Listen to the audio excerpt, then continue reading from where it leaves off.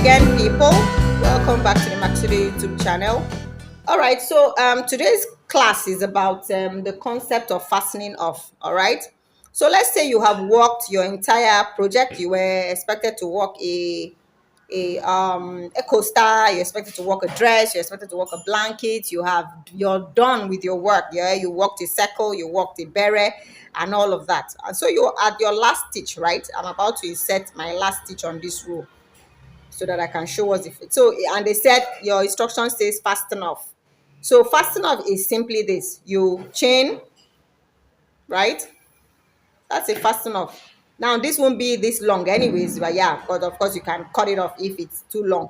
But yes, so you fasten off. Fastening off is just chaining. You chain, cut off, a sizable straggler, and then pull through. So like you saw us do. I'm gonna do it again.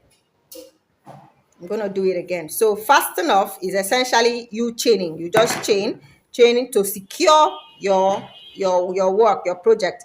You chain to secure your project. So I have worked the last stitch.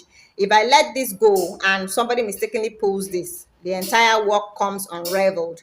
So, but however, if I want to fasten off, creates what would I call it now? Closure to that project. All right, and it's simply for me to chain. That's it. I chain. I can cut off here, and then pull. That stitch right there becomes that the project becomes really, really secure. That's it. Done. So if I cut this off here, everything here is still stays fine. Nothing unravels it. So that's it.